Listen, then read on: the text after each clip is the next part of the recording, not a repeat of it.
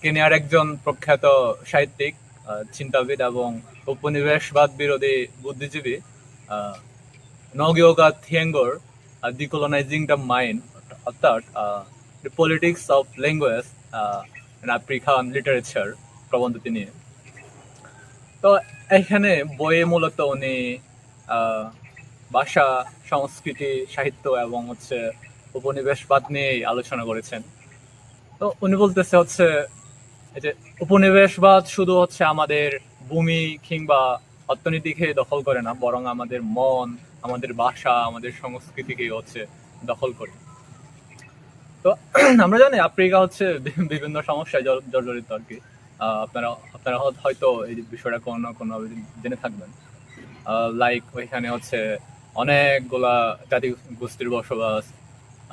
তো এই জাতিগোষ্ঠীগুলো বেসিক্যালি যখন ওরা ইউরোপ থেকে যখন কিংবা আহ, ইউরোপীয় ভাষাগুলা যখন ওদের এখানে এসে জোরপূর্বক ওদেরকে অনেক শেখানোর চেষ্টা করলো, তখন ওরা প্রায় ওদের কালচারাল মাতৃভাষা, ওদের সংস্কৃতির প্রায় এক প্রকার ডমিনেটেড শিকার হয়েছে আর কি। তো এখান থেকে মূলত গুগি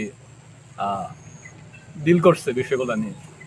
গুগি বলতেছে আহ, যখন ওরা খুব ছোট আসছিল, স্কুলে পড়তো, তখন স্কুলের যে শিক্ষাগুলো আসছিল ওইগুলো টোটালি ইংরেজি শিক্ষা।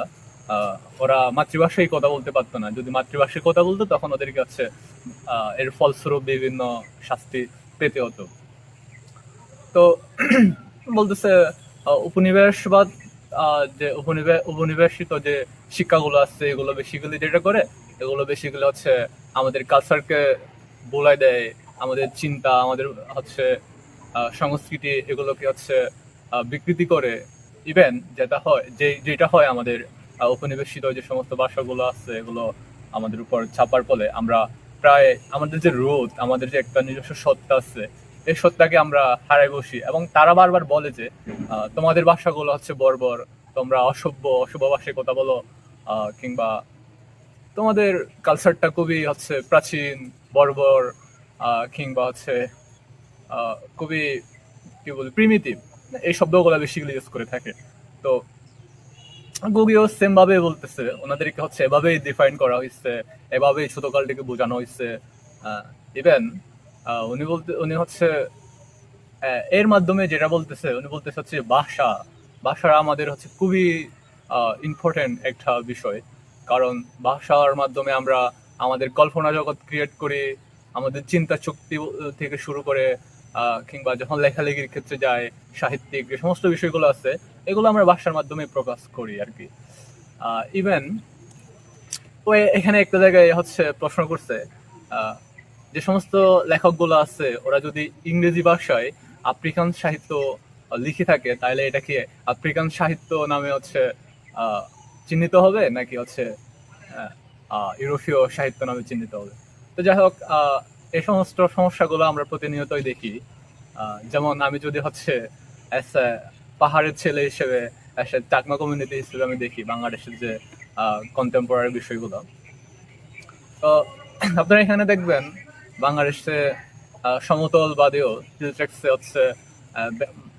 বেঙ্গলি এথনিক বাদেও অনেকগুলো এথনিক গ্রুপের বসবাস, যেখানে তাদের নিজস্ব একটা ভাষা আছে, নিজস্ব কালচার আছে, নিজস্ব কি বলে ভূমিকে ওরা অন করতেছে। কারণ হিলট্রেক্সের যে ভূমি যে সমস্ত ভূমি বিষয়গুলো আছে এগুলা যদি ওরা অন না করতো, তাহলে এত যে আহ, কি বলি পরিবেশের প্রতিকূলতা সত্ত্বেও ওরা এখানে টিকে থাকতে পারতো না। তো অবশ্যই যেহেতু অনেক প্রতিকূলতা সত্ত্বেও ওরা এখানে অনেক দিন ধরে, অনেক যুগ ধরে এখানে বসবাস করতেছে, দ্যাটস মিন ওরা প্রকৃতিকে বুঝে ওরা এখানকার ভূমিকে অন করে।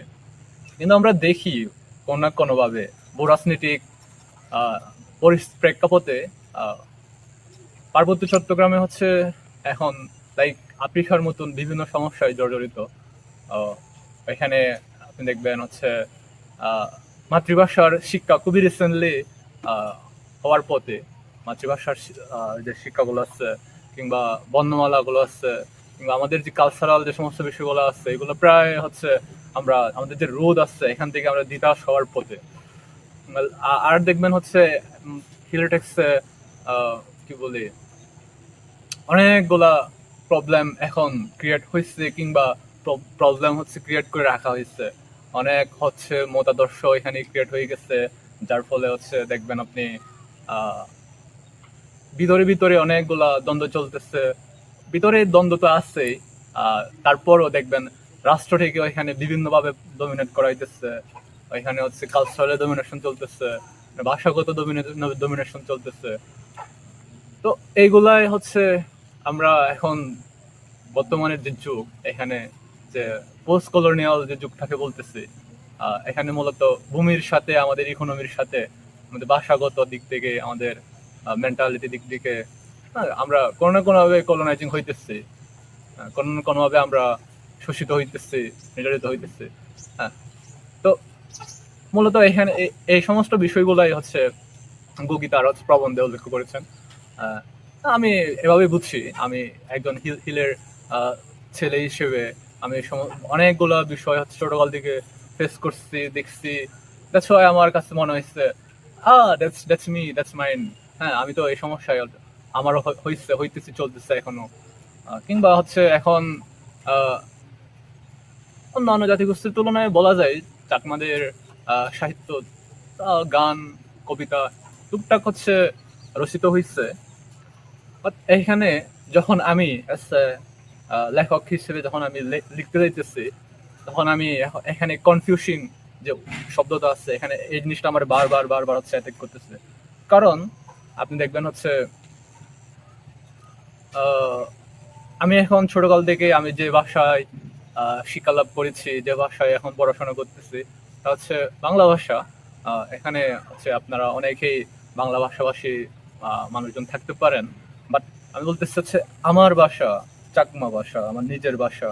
যে নিজের ভাষায় যে শিক্ষিত হওয়া, নিজের ভাষায় নিজের কল্পনা জগৎকে হচ্ছে ক্রিয়েট করা, কিংবা ওইখানকার যে সমস্ত অভিজ্ঞতাগুলো আছে এগুলাকে হচ্ছে নিজের ভাষায় প্রকাশ করা, দ্যাট ইজ সো টাফ।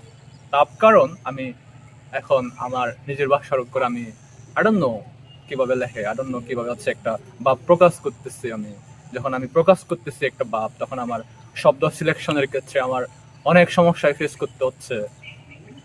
ঠিক সেভাবে আমি যখন একটা বাংলা কিছু লিখতে যাই, তখন আমার হচ্ছে ওইরকম ভাবে চিন্তা করা লাগে না, আমার আপনা আপনি চলে আসতেছে। যারা হচ্ছে শহরের দিকে শিফট করছে এবং অনেক পোলাপান আছে যারা ছোটকাল থেকে হচ্ছে বেঙ্গলি কমিউনিটির সাথে উঠা বসা করতেছে, চলাফেরা করতেছে, ওরা এক প্রকার ওরা কি হচ্ছে, ওরা নিজের ভাষা থেকে নিজের সংস্কৃতি থেকে অনেক দূরে সরে যাচ্ছে।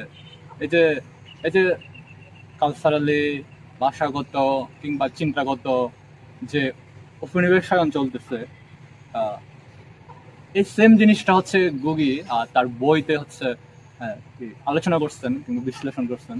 লাইক ওইখানে উপনিবেশবাদের ফলে আফ্রিকার যে সমস্ত সমস্যাগুলো হচ্ছে এগুলাই। তো শেষে গিয়া গুগি বলতেছে এই এই এই সমস্ত বিষয়গুলো থেকে উত্তরণের জন্য আমাদের অবশ্যই মাতৃভাষায় শিক্ষা নেওয়া দরকার, আমাদের অবশ্যই কালচারালি অ্যাডাপ্ট হওয়া দরকার, আমাদের নিজেকে, নিজের ভাষাকে, নিজের কালচারকে, নিজের সব কিছুকে বোঝা দরকার। এবং লাইক আমরা কাউন্টার কালচারের সাথে প্রায় অনেকেই পরিচিত, যে কাউন্টার কালচার গড়ে তোলা, এই জিনিসটাকে উনি বলতেছেন আর কি। তো এরকমই আমার হচ্ছে এটুকুই আমার বোঝাপড়া। আপনারা বলতে পারেন আপনাদের বোঝাপড়া ডিফারেন্ট হইতে পারে, আপনাদের জানাশোনা ডিফারেন্ট হইতে পারে। আমার সেরকম জানাশোনা নেই, তারপরও আমার বোঝাপড়া এটুকুই, আমি এটুকুই আপনাদেরকে বলতে পারি।